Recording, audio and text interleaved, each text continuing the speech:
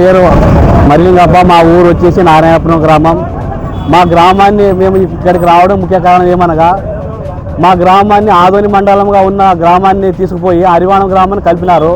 అది ఎందుకు కలిపినారు అనేది మాకు ఇంతవరకు అర్థం కావడం లేదు సార్. మాకు ఆదోనికి రావాలంటే ఒక అర్ధ గంటలో 10 నిమిషాల్లో వచ్చేస్తాము. ఇక్కడికి ఉన్న పనులను చేసుకుపోతాము. ఇప్పుడు మేము ఇక్కడ కాకుండా మమ్మల్ని అరివాణం కలిపినారు. అరివాణంకి రావాలంటే ఇప్పుడు మాలాంటి వాళ్ళైతే బండిలు వేసుకుపోతాము. ఇప్పుడు చిన్నపిల్లలు, ఆడవాళ్ళు, మిగతా వాళ్ళు పోవాలి. ఏదైనా పని పడితే ఆదోని నుంచి, మా ఊరు నుంచి ఆదోనికి రావడానికి ఒక ఆటో, ఆదోని నుంచి పోవడానికి మరి హరివాణం చెక్క పోస్ట్ పోవడానికి ఒక ఆటో, అక్కడి నుంచి హరివాణం పోవడానికి ఒక ఆటో కావాలి. మరి అక్కడ పోయిన తర్వాత పనులైనా జరుగుతాయా జరగవా అనే విషయం అసలు నమ్మకమే లేదు. ఇక్కడికి వచ్చేదైతే మేము కాయగూరలకైనా ఏదానికైనా ప్రతి దానికి మేము ఇక్కడికి అలవాటు పడినాము. అలాంటిది మనం తీసుకు అక్కడ పెడితే మమ్మల్ని ఎందుకు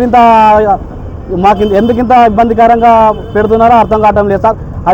ఇది ఏం ప్రజాస్వామ్య రాజ్యమా, లేకపోతే ప్రజల్లో మనోభావాలు తెలుసుకోవాలా? ఎందుకు ఇంత మాకు బాధ పెడుతున్నారో అర్థం కావటం లేదు. అసలు ప్రజాస్వామ్య ప్రభుత్వమేనా, లేకపోతే ఏమిది అసలు కావటం లేదా? అధికారులకైనా తెలిసాలి కదా సార్ కొంచెమైనా. సార్ నమస్కారం సార్. మేము ముఖ్యంగా అధికారులకు చెప్పుకుంటున్నాం సార్, మా గ్రామాలని మాకు అనుగుణంగా ఉండేటట్లు చేయండి సార్. మాకు అనుగుణంగా లేని మండలాన్ని తీసుకుపోతే ఎలా సార్? ఈ మండలాల నుంచి ఆ మండలం పోండి ఎంత బాధగా ఉంటుంది సార్. ప్లీజ్ సార్, మాకు ఎలాగైనా కానీ మా మండలం మాకు ఉండేటట్టు చూడండి సార్. మా పేరు మర్లింగప్ప సార్, నారాయణపురం గ్రామం.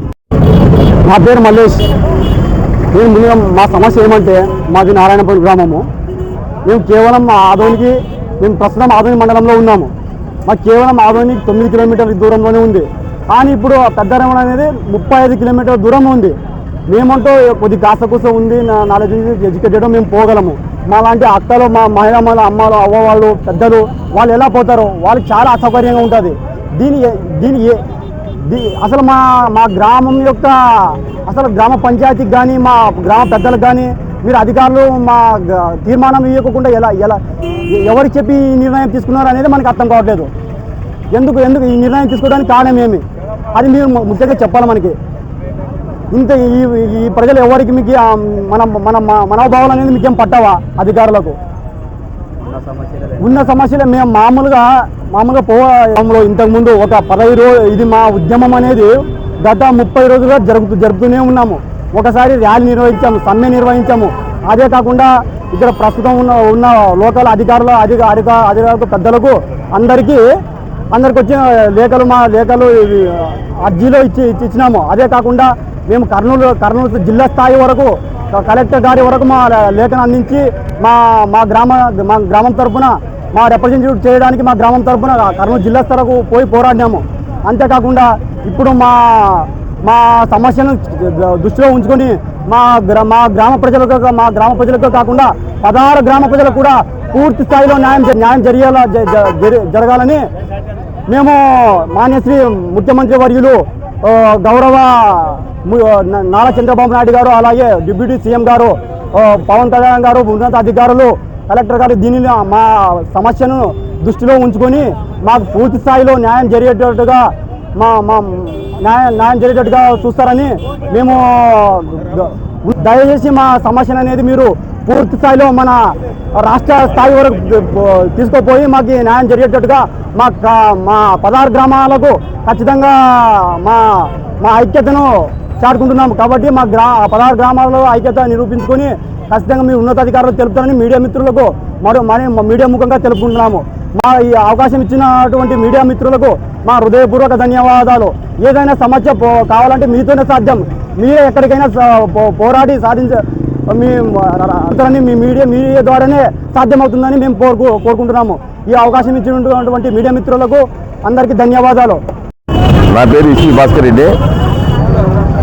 ఇక్కడ దీక్ష కూర్చున్నటువంటి మా సోదరీమణులకు, మా సోదరులకు, 16 గ్రామాల ప్రజలకు నా యొక్క ధన్యవాదములు. అలాగే 1983లో మాజీ ముఖ్యమంత్రి పదవిలో ఎన్టీ రామారావు గారు పరిపాలనా సౌలభ్యం కోసము సమితి వ్యవస్థను తీసేసి మండల వ్యవస్థను ఏర్పాటు చేయడం జరిగింది. ఇప్పుడు ఈ మండల వ్యవస్థ మన 16 గ్రామాలకు సంబంధించి పెద్ద హరివాణం వేయడం వలన గణేకల్లో, కడితోట, ధనాపురం, నానాపురం ఇవన్నీ ఒక 30 కిలోమీటర్ దూరంలో ఉంటుంది. అది పరిపాలన సౌలభ్యం కోసం కాదు, ఆదోనైతేనే బాగుంటుంది వాళ్ళకని నా మనవి. అలాగే ఈ 16 గ్రామాల గురించి ఒక చిన్న కవిత మీరు వినండి. ఆదోని 16 గ్రామాల ప్రజల దీక్ష గురించి ఒక చిన్న కవిత. ఆదోనికి మనమానికి మేము సవతి బిడ్డలం, మా కొద్దీ హరివాణం, మా కొద్దీ హరివాణం, అడుగడుగున కూత వేటలు మా కాదోని, అది అనంత దూరపు హరివాణం, మా కొద్దీ హరివాణం, మా కొద్దీ హరివాణం. ఆదోని అంటే మాకు అమితానందం, హరివాణం అంటే మాకు ఆమడ దూరం, మా కనుచూపుల ప్రజల గొంతుక ఆదోని మాకు, మా సరిహద్దుల్లో లేని హరివాణం, మా కొద్దీ హరివాణం, మా కొద్దీ హరివాణం.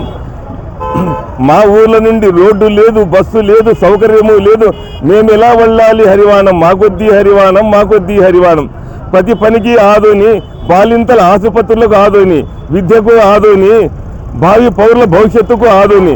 మేము ఎందుకు వెళ్ళాలి హరివాణం, ఏ పని ఉందని వెళ్ళాలి హరివాణం, మా కొద్దీ హరివాణం, మా కొద్దీ హరివాణం.